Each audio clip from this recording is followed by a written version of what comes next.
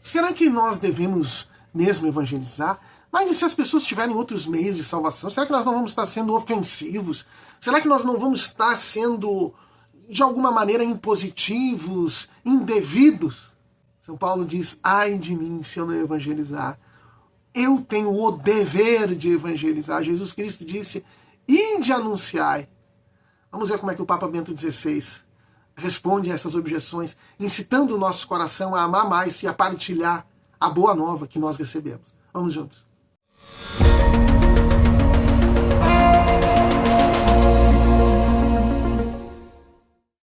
Olá, paz de Jesus, que bênção estarmos novamente juntos. Deus abençoe a todos. Sou Manuel Guimarães, da comunidade Paz e Mel. Nós estamos aqui novamente para receber e nos fortalecermos com os tesouros da igreja. Agora retornando um pouco para as meditações, melhor, para os discursos do Papa Bento XVI aos bispos brasileiros. Nas mensagens que o Papa deu naquela época, nos anos de 2009 e 2010, pensando na realidade no Brasil, pensando nos problemas que acontecem no Brasil, e nós vamos ver que ele estava muito atualizado do que acontece. Esse discurso é um discurso que foi dado então por ele no dia 4 de outubro de 2010 aos bispos brasileiros que estavam em visita ad limina, visita a Santa Sé, ao Papa, dos regionais Norte 1 e Noroeste da Conferência, duas regiões, então, Norte 1 e Noroeste, da Conferência Nacional dos Bispos do Brasil. Quem esteve à frente desses bispos e professou palavras para o Papa no começo da audiência foi Dom Moacir Grech. Então, e o Papa Bento XVI então resolveu falar sobre a importância da evangelização, a importância do anúncio, da propagação do evangelho, inclusive e especialmente diante de uma certa objeção muito em voga no nosso tempo, de que não deveríamos invadir as consciências, não deveríamos levar, as pessoas podem ter outras formas de salvação, e aí o Papa Bento vai dizer que, olha, se as pessoas vão ter outras formas de salvação, não sei, se eu que conheço o evangelho sou chamado a proclamá-lo, né, a levá-lo ao próximo. E a salvação está nesse bem. O Papa Bento começa com a saudação e ele vai começar dizendo assim, ele termina a saudação fazendo a citação de 1 Timóteo 2,4, dizendo: Deus quer que todos os homens se salvem e cheguem ao conhecimento da verdade. E aí o Papa começa. Deus pode realizar essa salvação por vias extraordinárias que só Ele conhece. Entretanto, se o Filho veio, foi precisamente para nos revelar, pela sua palavra e pela sua vida, os caminhos ordinários da salvação. E Ele mandou-nos transmitir aos outros a revelação com a sua própria autoridade. Sendo assim, não podemos furtar-nos a esse pensamento. Os homens poderão salvar-se por outras vias, graças à misericórdia de Deus, se não lhes anunciar o Evangelho. Mas poderei eu salvar-me se por negligência, medo, vergonha, ou por seguir ideias falsas, deixar de eu anunciar? O outro pode ser que não ouviu o Evangelho, pode ser que se salve, mas e eu? Posso eu me salvar deixando de anunciar o Evangelho? Eu tenho que pensar nisso. Nós temos o dever de anunciar o Santo Evangelho. Segue o Papa. Por vezes, deparamos com essa objeção. Impor uma verdade, ainda que seja a verdade do Evangelho, impor uma via, ainda que seja a salvação, não pode ser senão uma violência à liberdade religiosa. Apraz-me, diz Bento XVI, transcrever a resposta pertinente e elucidativa que lhe deu o Papa Paulo VI, hoje São Paulo VI. É claro que seria certamente um erro impor qualquer coisa à consciência de nossos irmãos, mas propor a essa consciência a verdade evangélica e a salvação em Jesus Cristo, com absoluta clareza e com todo respeito pelas opções livres que essa consciência fará, e isso sem pressões coercitivas, sem persuasões desonestas, sem aliciá-la com estímulos menos retos, longe de ser um atentado à liberdade religiosa, é uma homenagem a essa liberdade, a qual é proporcionado o escolher uma via que mesmo os não crentes reputam nobre e exaltante. Essa maneira respeitosa de propor Cristo e o seu reino, mais do que um direito, é um dever do evangelizador. E é um direito dos homens, seus irmãos, receber dele o anúncio da boa nova da salvação. Está na exortação apostólica Evangelii Nuntiandi, né, um documento pós-sinodal do Papa São Paulo VI, número 80. Se eu não me engano é de 75, a Evangelii Nuntiandi. Ai de mim se eu não evangelizar, 1 Coríntios 9,16, exclamava o apóstolo das gentes, diz o Papa Bento XVI.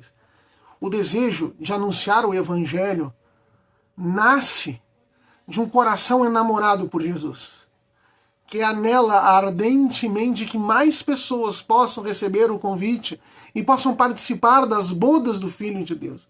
É isso, os santos diziam isso. Santa Margarida Maria Alacoque, que recebeu revelações do Sagrado Coração de Jesus, dizia isso. Ai de mim se eu não evangelizar. O desejo de evangelizar, ele vem de um coração enamorado de Jesus. O amor de Jesus nos leva a proclamá-lo.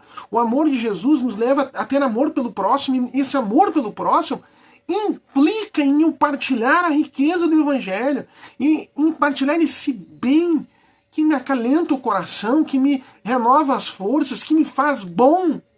Mateus 22, 8-10, participar do banquete das bodas do Filho de Deus.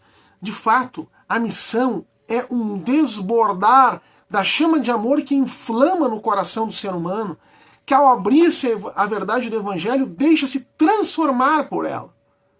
Passa a viver a sua vida, como dizia São Paulo, na fé do Filho de Deus, que me amou e se entregou por mim. Gálatas 2:20. Consequentemente, o chamado à missão não é algo destinado exclusivamente a um restrito grupo de membros da igreja, mas um imperativo dirigido a cada batizado, um elemento essencial de sua vocação. Como afirmou o Concílio Vaticano II, a vocação cristã é, por sua natureza, a vocação ao apostolado. Né? É o decreto Apostolicam Actuositatem, número 2.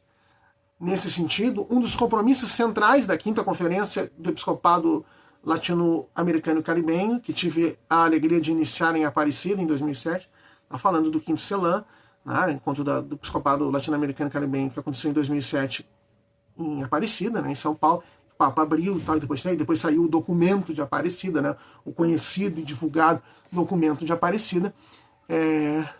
Então, um dos compromissos dele foi despertar nos cristãos a consciência de discípulos e missionários, resgatando a dimensão missionária da igreja ao convocar uma missão continental.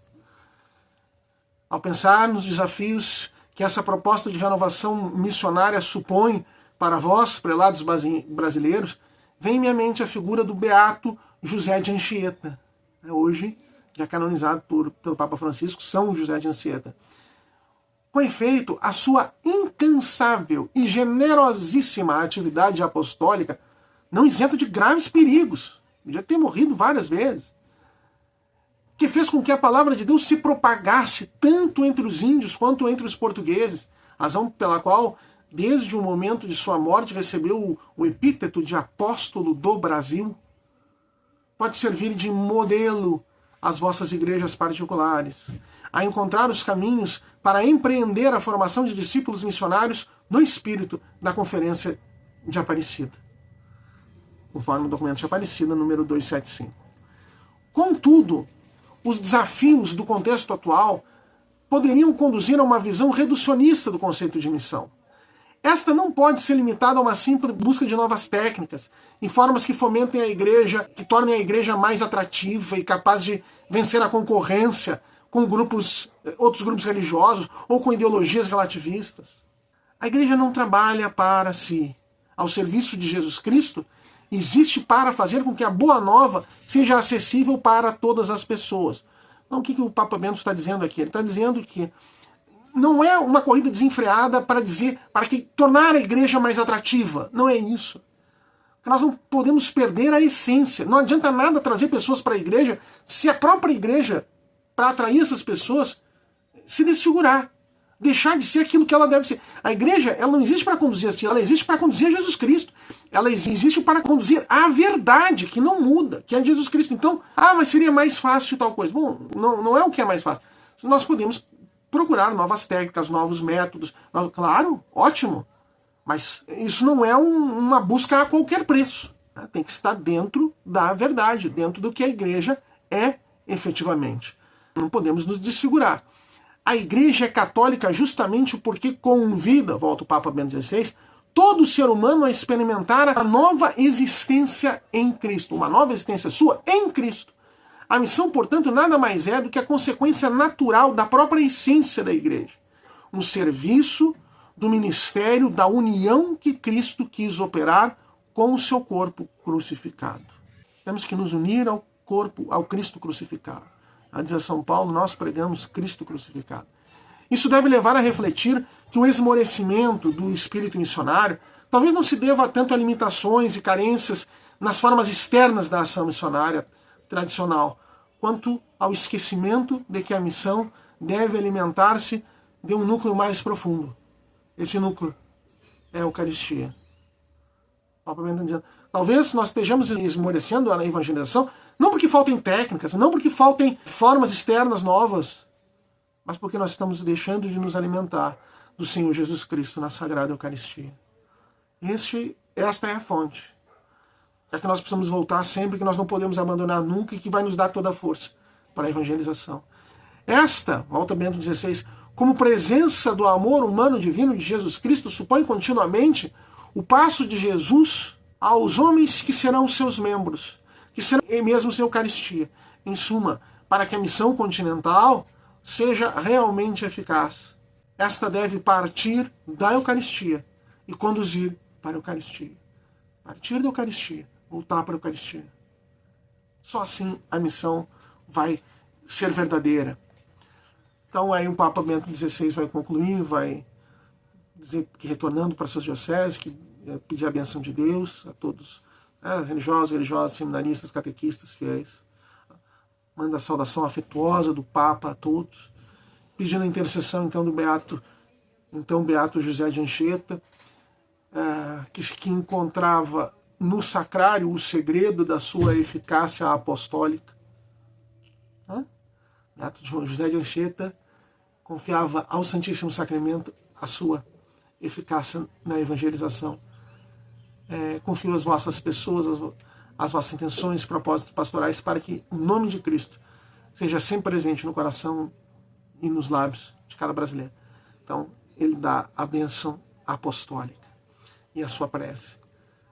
Amém, né? Então, como é importante nós colocarmos essas balizas à nossa frente. Todos nós que pertencemos à Igreja do Senhor Jesus Cristo, nós temos o dever de evangelizar.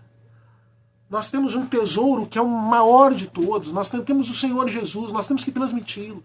Nós temos a salvação. Nós temos que... Não podemos ficar para nós mesmos. Nós temos o dever. Jesus disse, ide anunciai o Evangelho a toda criatura. Para fazer isso, temos que partir da Eucaristia e levar para a Eucaristia. Não deixar nunca de falar, mas o outro talvez tenha um outro caminho. Não importa o caminho do outro, porque ele já teve. Eu tenho que partilhar o meu. Nós temos que partilhar o nosso. Do Senhor Jesus. Amém? Deus abençoe a todos. Se você gostou, curta, compartilhe, divulgue, se inscreva no canal. Conheça todas as nossas séries, aqui os Tesouros da Igreja. A busca do verdadeiro bem. Nós estamos dando as balizas para buscarmos como pessoas e como comunidade o verdadeiro bem. As aparições, a urgência de Nossa Senhora de Fátima, nas aparições da sua mensagem, o que Deus está pedindo, a essência dos pedidos de Deus, que nos são necessários, e que ele repete, e que ele anuncia que males terríveis acontecem quando nós não os atendemos. Os desafios para o cristão no século XXI, outras aparições marianas. Venha conhecer. Isso aí, Deus abençoe e até o nosso próximo vídeo.